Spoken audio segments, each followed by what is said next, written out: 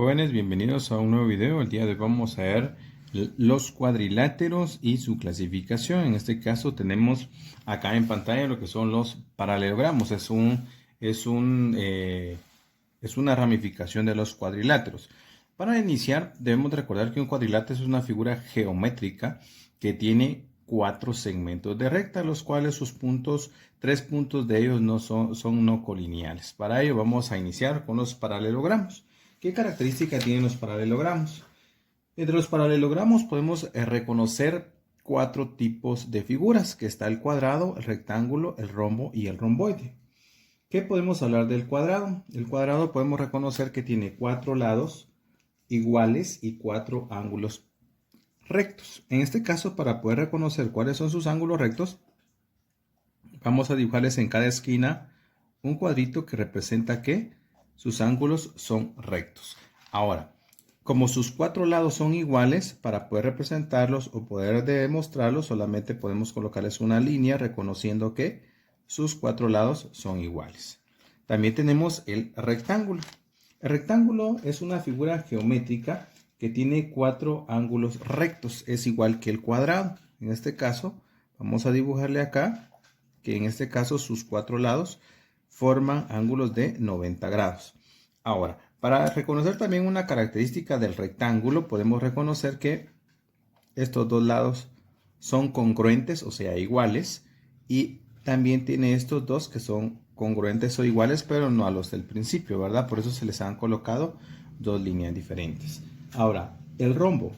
En el rombo tenemos la cualidad de que sus cuatro lados son congruentes. Eso significa que estos lados del rombo todos son iguales. Más sin embargo, no podemos hablar que tiene ángulos rectos porque no los tiene. Hablamos del romboide.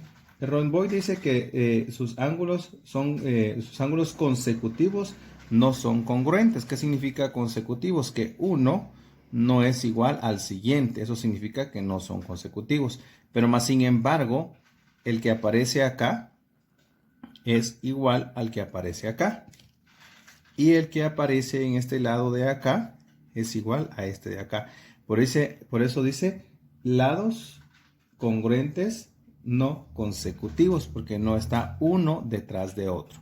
Igualmente podemos hablar de sus lados, que también son congruentes, pero no consecutivos, porque este es similar a este, miren, y este de acá es igual a este de acá. O sea, no son consecutivos porque no está uno detrás de otro.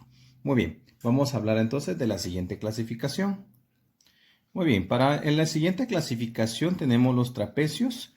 En este caso hablamos de los trapecios y tenemos en primer lugar el trapecio rectángulo. ¿Por qué se le llama trapecio rectángulo?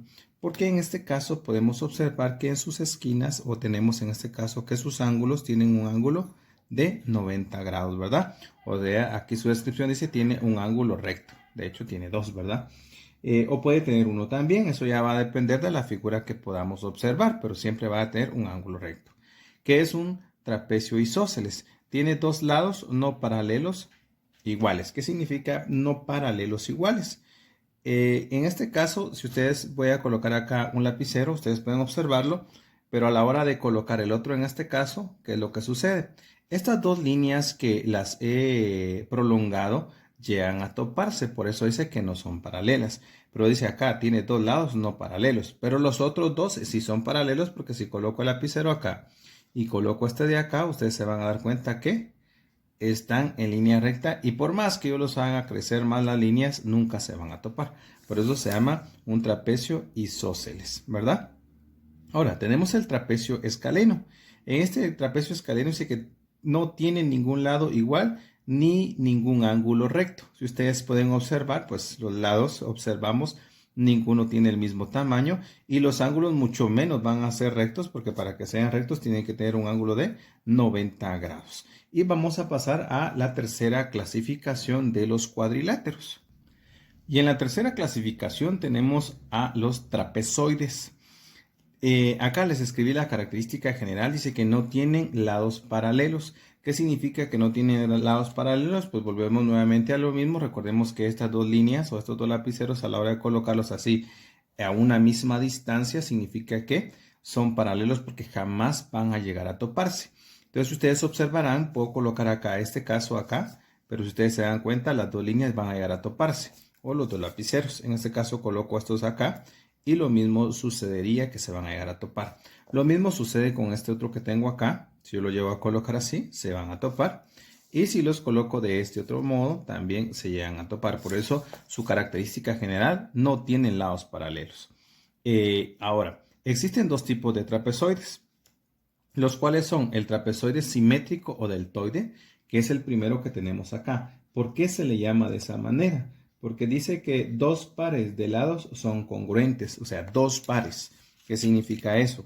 Que podemos reconocer que este y este es un par de lados y es paralelo. Perdón, no son paralelos, son congruentes, o sea, significa que son iguales, perdón, son iguales. Y acá tenemos el otro par de lados que también son congruentes o iguales. En este caso, por eso se le llama simétrico o deltoide. Hay que tomar en cuenta eso, por favor. Y el trapecio asimétrico se le llama o se le denomina de ese lado porque ninguno de sus lados son congruentes. ¿Qué significa que ninguno de sus lados son congruentes? Eso significa que ninguno de sus lados se parece, por lo tanto se va a definir de esta manera. Se le coloca una línea, dos líneas, tres líneas y cuatro líneas porque ninguno se parece. Muy bien, jóvenes, esperamos que les haya servido el video y nos vemos en un próximo.